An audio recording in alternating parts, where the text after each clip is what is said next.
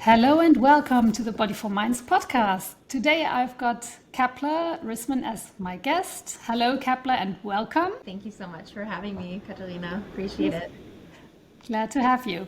So, do you drink coffee or tea? Oh, coffee. Well, espresso in particular. All right. And running or yoga? Oh, yoga. You and me both. I love running and yoga, though I must admit. I gave up running many years ago, Oh. purposefully. What's the best time of day for you to be productive? I find around between 11 and 1 are my most productive hours. Wow. Okay. That's everybody's either like morning or night. I haven't had that one yet. Very I'm right good. in the middle. Sneakers or heels? Sneakers, most definitely. That changes definitely also with becoming a mom, I find. It's like you got to have some form of comfort. Absolutely. One word that describes motherhood for you right now. Rewarding. I love that. If you had to describe your career journey in one sentence, what would it be? Interesting. Well, having coming from serving in the Air Force after high school, studying abroad at university, and then 2 decades in the corporate world, I've now channeled all of that experience into this career in real estate that I relaunched a couple of years ago. Right. That sounds like a fascinating career. And with that, I'd love for you to introduce yourself a bit more to our listeners, and then we'll dive right in. Oh, excellent. Yeah, so I'm a mother of two. My children are now 11 and 14, so I have a teenager in high school officially. My husband is German, and we actually made the move here to New York in 2009, a year after getting married, and we've been raising our children here ever since. We have this amazing community here that we have found in Brooklyn, and I've spent the last, 16 of those years here in the corporate world, but most recently, a couple of years ago, after another round of layoffs at the bank I was at, I decided to launch a career in real estate. So that's been my journey the last 2 years, juggling a career change with continuing to be there for my family and my children and seeing what that looks like. And while it has taken off amazingly, I think this was a good time in my life actually to do this change. The kids are a little bit older now, more self-sufficient, but that's kind of been my world the last 2 years in this transition. Right. And what did you find particularly challenging about it when you had that career transition from the corporate world while also juggling family life? Can you speak to that a little more? Sure. Well, corporate world, it's sort of more structured in terms of, you're going into the office and you don't have as much flexibility with your schedule. This has been a lot more flexibility in terms of me determining when I schedule things. On the other hand, I jokingly say I've never worked as hard as I ever have now in real estate because you never turn it off. It's weekends. And so finding that balance of like still being here with the family on the weekends while I'm servicing my clients, running open houses. But again, I can still determine what that workload looks like and what that schedule looks like. A lot of times I'm basing my schedule around, do my kids have a soccer game or do we have a birthday party, or we have these things going on the weekend, because I definitely don't want to miss out on that. But yeah, my husband has had to step in a little bit more on the weekends for sure, which is great. He's getting a lot of good quality time with them as well. Yeah, that's an opportunity too, right? It's Hmm. all about finding the balance also for the family and every parent to get an opportunity to step up to that role, right? Absolutely. Yeah. So would you say that your step also layoffs aside was a bit motivated by that flexibility of the schedule you now have? Or is it just a like welcome aspect of your new career? Did you said the layoff? No, you said originally, so you ended up changing careers also because of the layoffs. But I was Yeah. wondering if the fact that you are now able to move things around to fit your kids' schedule, Mhm. was that also motivation for you, or what kind of got you into that real estate world to begin with? I mean, Yeah. that from the finance sector to real estate is not necessarily a straightforward step. Have. Yeah. It's interesting the last, I would say, 12 years, the husband and wife real estate agents, the team I actually ended up joining initially, I've known them for over 12 years. Our daughters attended the German preschool together many years ago, and I would refer them, a lot of my friends and families that were looking for, something real estate related, I would always refer them as the go-to real estate agents. And they kept jokingly saying, you should get your real estate license. You have such a way of connecting people and you have this amazing community around you, and you really should look, then we could give you, a referral fee or something. And I just never had the time to do it. And honestly, I was happy to refer them because they're amazing. And, was focusing on raising the kids, and my husband travels a ton for work and has always. And so therefore I've always been the one here, the primary caregiver, if you will, while he's traveling and juggling work at the same time. So when the company I was with, Capital One, did another round of layoffs, I was there for 4 years. That is when I, had this 3 month severance and thought, this is probably a good time to do it. The kids are a little bit older. So I had always thought about eventually going into real estate, just because it felt Okay. like my career, my corporate career was like sales and marketing. So while it was a corporate job, I was in sales. So I did have some flexibility there where I would be able to, leave the city at 3 o'clock to go pick the kids up from school.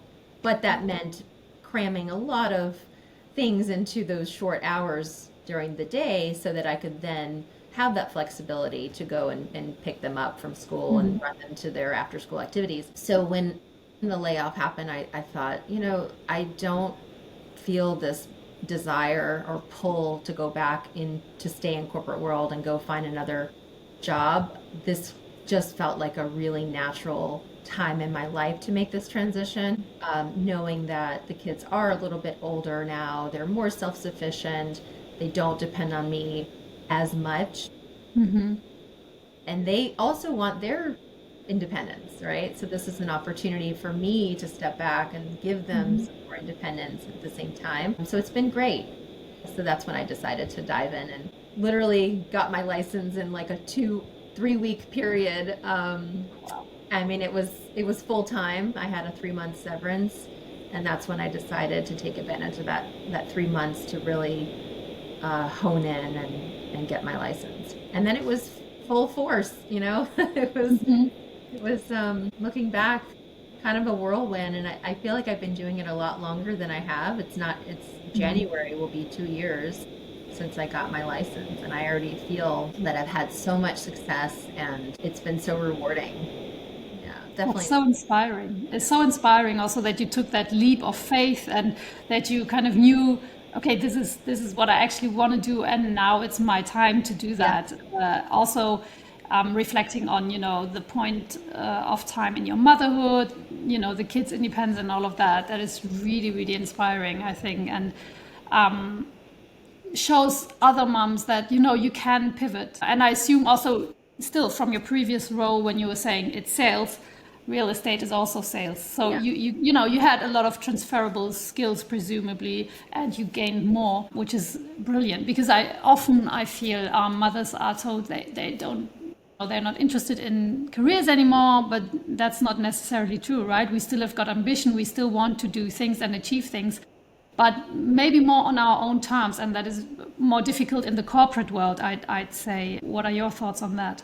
I agree. That is so true. I find that having made this transition, I run this like it's my business, and how much work and energy I put into it, I see the impact that it makes on the other side, right? The side of gaining clients, gaining trust. It's a relationship business, right? That is what it comes down to. Is it's about relationships. It's about your integrity and doing what you say you're going to do. I think a lot of people actually get into real estate for the money, or they think that it's going to be this amazing financial career, and it can be, but you have to remember it is about relationships, and it's about being that go-to person for others to be able to refer and know that they're giving someone's name and it's their reputation on the line. Yeah. But yeah, I feel like in the corporate world, it's just there's so many levels that it's harder to make that strong of an impact on whatever line of business that you're in the corporate world. For not all positions, but in my case, like I was really good at what I did and on the sales side, and that was my efforts, and I was rewarded accordingly. If I didn't do well, I wasn't, I didn't make those commissions, right? And I feel like it's similar in the real estate world. Is the more I put into it and the more dedication that I give, the more rewarding it is for me financially, yes, but more so the relationships that I've made and continue to gain people's trust. And it's so rewarding to get a text or an email from someone, hey, I just gave someone your name because you were so amazing and we really enjoyed working with you, and I know they're going to have the same great experience. That is more rewarding to me than anything else that I've I can had. imagine that, yeah. Yeah, and I mean, you help people find their home, Yeah. right? And home is your base, is where you kind of unwind, where you can be fully yourself, hopefully. And I think that's a big thing, rather than just seeing it as a financial transaction. Yeah. And for my clients, if they're buying a home, for example, and I work with clients helping families coming over from Germany, they're finding a rental home that they're going to be in for 3 or 4 years. That's super important. They don't know the area. They don't have any idea really how the market works here.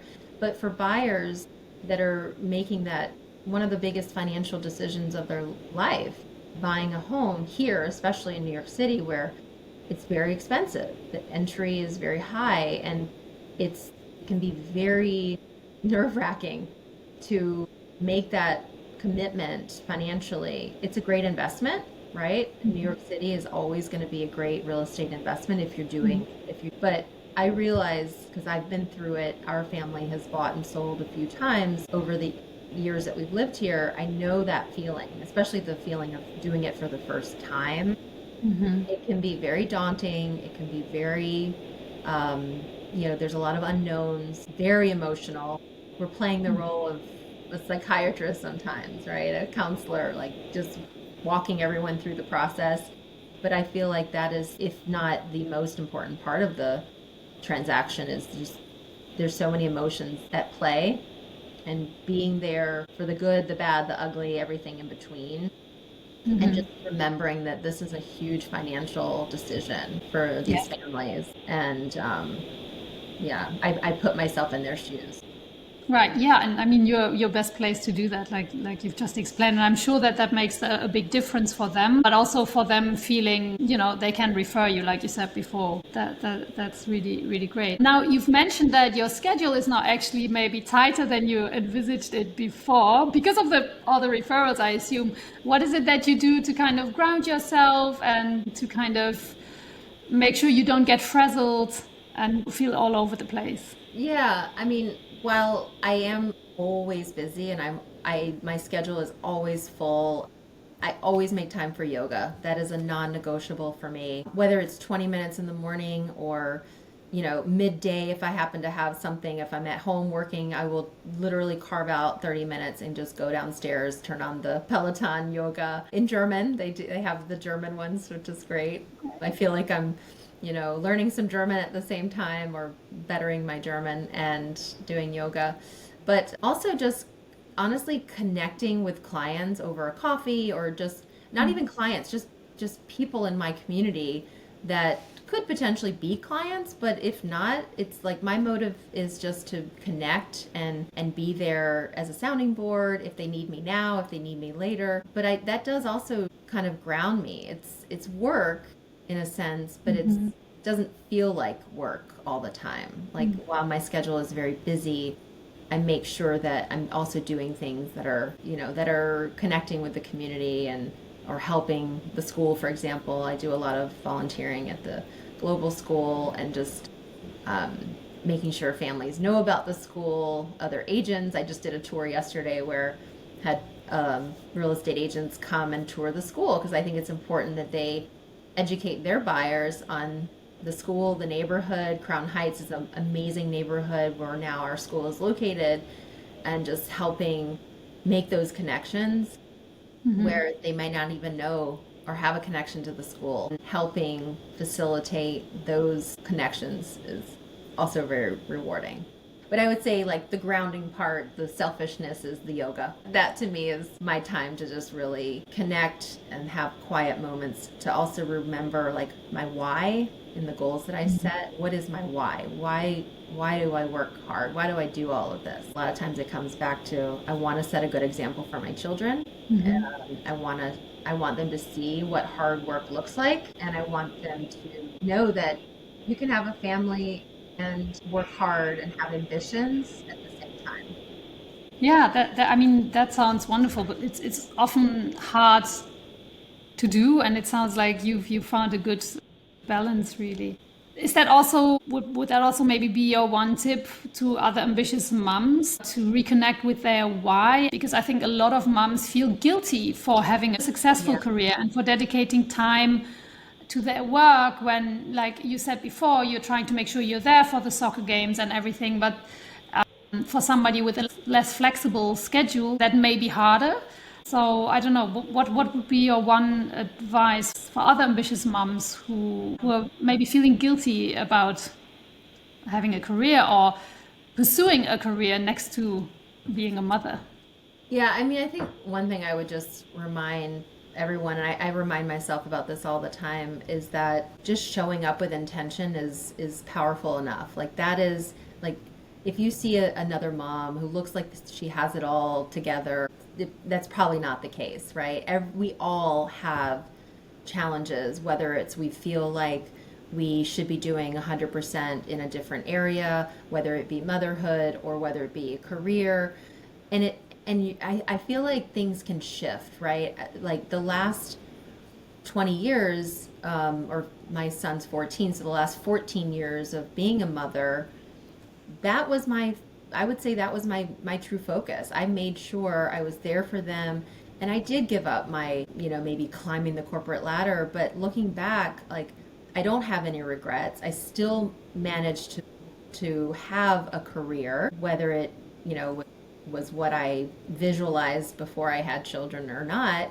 But all of those experiences and all the skills I learned, are now transitioning into this new career.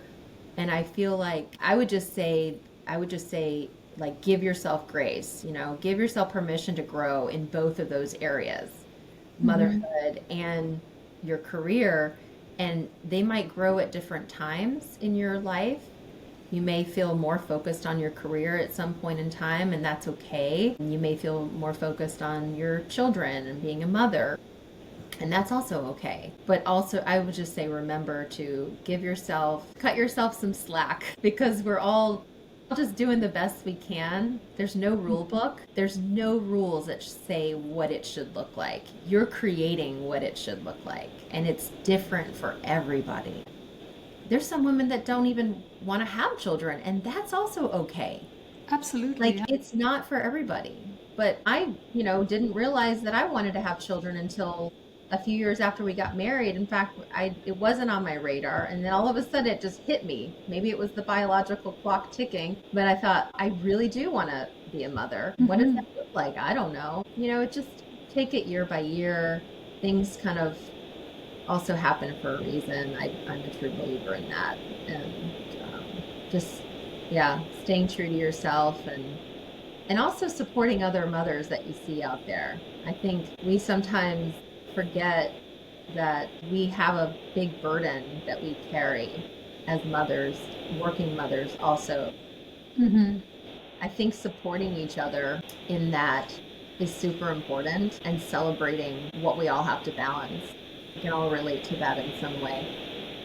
Yes, I really love that. I think supporting each other as mothers, I think has great power, and I think also great healing power, because Hmm. motherhood can sometimes be isolating, particularly when you got very small kids, and maybe not especially, but I think in a big city also where it's more anonymous overall, if you don't go to all the, I don't know, classes with your little kids and you don't build that community early, it might feel isolating, or maybe also there's some shame involved in feeling like you're the only one who can't deal with whatever developmental step is happening with your child and all of that. So I think community is so great. I love all of what you've said, that it's different for everyone and there's no need to judge, because you're not part of that family.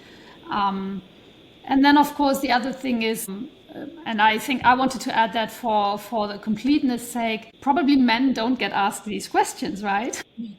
This, what's something that you would recommend to another mother, or what's your opinion about feeling guilty as a mother? Because that's not as much on their books, culturally speaking, mostly. And Yeah. I feel we can also just acknowledge that and say, it's not all on you, because there's a father normally in one way or another, Hmm. or at least a partner, and they should take on some of that part too, because it's their kids too. And I know that's not the case for everyone. Not everyone has that extra person, but Yeah. it's there that community comes into play, I guess, right? So it's okay to ask for help. It's okay to support other mothers. We should support each other, absolutely. Absolutely. I mean, it takes a village, and that Mhm. if you go back to many, hundreds and years ago, that was the case of like everyone helping and taking care of each other. And you're right, in New York City, it can feel when you don't have grandparents around, for example, or you don't have extended family close by, it can feel even more isolating because you feel like I can't just call my mother and, hey, come and watch the kids for an hour while I go run an errand or something, right? And, in my case, with my husband traveling a lot, that's been even more challenging. And I know a lot of mothers in the same position where they just feel like not only are they the default caregiver, but when their partner, their spouse is traveling, then they absolutely are the sole caregiver. And then it's a question of like, if a child is sick and my husband's away and I have a work meeting, well, guess what? That work meeting is getting pushed to the side and my child is my priority and being Yeah. taken care of first and foremost. So, those are things that we have to kind of navigate through. And but I do think it makes us stronger. I feel like, and I have a son and a daughter, so for my daughter, I do want to set that example of what's possible through resilience and setting goals. And then for my son, like, I want him to see what, if he chooses a female as his partner, what that can look like and how he can be supportive of that, you know. So important, like for the younger generations, because I mean, change doesn't happen overnight. No. So, it's just something, if we all go in the direction that feels aligned for us, and if we also live our ambition, it doesn't mean that we have to, it's not about this having it all or doing it all, it's about setting your priorities, Hmm. like you said before also. And I think it's so important to pass that on to the next generation and to inspire them what they can do without telling them you have to have it all. You can set your own priorities. You can pivot in your career. You can pivot in your life. And that's okay, so long as you do it in a way that is also respectful of others. And yeah, that's really, I feel that's really so true what you're saying, to be an inspiration for our kids. That's, Yeah, and having it all means something different for everyone, right? yeah. I mean, having it all for someone might mean becoming a billionaire. Having it all for someone else might be just having a lot of love at home and having, respectful children and doing things together and having travel experiences together. Like that, to me, that's our family priority, is like, we travel with our kids because we want to show them the world as much as possible. But I know their families like to travel without their kids, and that's fine too. Exactly. Everybody different and everyone has their own priorities. So I think that's like comparing yourself to others, I think is just so detrimental. Yes. It can put just too much pressure on yourselves and others around you. And I would say just be confident in what makes you, what feels right to you. Before we started the interview, we were talking about social media, and I think that's a big risk in social media that, especially late at night, maybe when you're scrolling through and then you see everybody else seems to be having the perfect family life, the perfect family holiday. That is so risky because that's what you see. You see a glimpse of their life, and it's not the full story of it. You don't see the sibling fight that was happening 5 minutes before the beautiful beach photo was taken and all of that, right? So it's a really important reminder, especially nowadays, I find. Do you think there's anything from motherhood that you are taking as a new skill into your career? Time management. I would say time management, and I think patience, right? That's one thing I've learned as a mother is how to have more patience. I think, in my 20s and 30s, like it was all about, I don't want to say it was about me, but it was about my, building my career and doing this and doing that and not having, and I set high goals for myself and I had high standards as well. But I think, being a mother, I've learned that not everything is going to go as planned. It never does. In fact, you should plan on things not going as planned. And just Yeah. having the ability to step back, and as hard as it is, and because it is hard to step back and just like reset and go, okay, it's not as important as you think it is, and look at the positive in everything.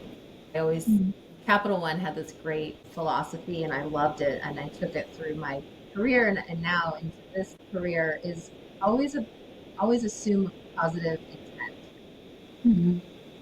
I just feel like that we always approach things with that in mind. Like, you never know what someone's going through. You never know what they just went through or what's on their mind, but like always assume positive intent. If someone says something to you and your instinct is to, whether it's your child or your spouse or your friends, coworkers, just stepping back and being able to just, okay, I'm going to assume positive intent. They didn't mean anything negative by this. And that gives you the ability to just sort of not overreact, maybe. Right. Yeah, I think that's really important. That's spot on. I love that. If there's one thing you'd love other mothers to take away from your story and how you pivoted in your career and combining that with motherhood, what would that be? I would say if you have something like, inside you that's just knocking and saying like, you need to explore this, or it's an interest to you, or you've thought about it for a while and you feel like you can visualize yourself doing that thing, whatever it is, go with your gut. And things, if you're passionate about something enough, you'll find a way to make it work. I feel like, I know it sounds easier than it is, because it's going to be challenging and there's going to be times where like, what am I doing? But I feel like if you stay true to yourself, and if there's something that you really want to explore, you really think that you would be good at doing, if you have something that you can offer, or you feel passionate about it, or you think this will make you happy, try it. Like, we only live once, and I think we get so caught up in the everyday world and life and everything that's going around us. And I am a planner, and many people are, but I think sometimes you can't plan too far ahead, because it's, as I said before, it's not going to work out like everything you've planned perfectly. But sometimes you just have to take that leap of faith and know that you're strong enough, and if you want something bad enough and you're passionate about it, usually it'll work out. You'll find a way. I'm a true believer, like, you'll find a way. If you've got the grit and you've got the ambition and you've got good support around you, find good people to help support that too. I think is super important. Like, find your cheerleaders, find the people that lift you up and help you become stronger. Wow. Yeah, that is, well, that's a great pep talk. We could just cut that out and just, put it out there and keep pushing, repeat, listen to it over and over again if you need to hear it, because sometimes we all need that reminder. Yeah. That's great. Now, if people were looking for a home in New York City or were coming over from Germany, where would they find you? I think I want to recommend you too, you see? Yeah, yeah, no, I appreciate that. I mean, as I said, I did set up an Instagram page a couple years ago for real estate. It's just my name, Kaeppler. I think I'm the only Kaeppler out there. It's Kaeppler is the spelling. Rissmann Real Estate. But I'm with Compass. I'm a Compass agent, and I'm on a fantastic team. Actually, that was another big transition I just went through a couple weeks ago. I transitioned to a team here that their goals align closer to my goals, which are we do a lot of home renovations in the Brooklyn area, townhouse renovations, working with developers, but coming in on the front end to help with the layout, the design, really having an input in the renovation itself, because that's what I did with our townhouse, with our brownstone 4 years ago. Was we found it, I project managed it, I did the layout, the design, every decision that made into doing our home renovation there, and it was very rewarding. That's one of the areas that I really like. So I joined this team because there's more opportunity to do that and to continue working with other developers, new developers. So Another small pivot, I guess, right? another little mini pivot within this career change, and it's been fantastic. I really, again, the culture at Compass, I'm so fortunate that there's so many amazing real estate agents that I get to work with and learn from, and that have been super supportive of me. That's been very rewarding, that people have just genuinely expressed how excited they are for me, that my career has launched so quickly and had so much success, and that's just really speaks to the culture here. Yeah, that's fantastic. Yeah, and I can just recommend following you on Instagram. Like, I mentioned it before we started recording, but I love looking at the beautiful houses that you share, that you show. Now, to wrap it up, what's one small moment recently where you felt most like yourself, like really grounded and connected, or just simply more you?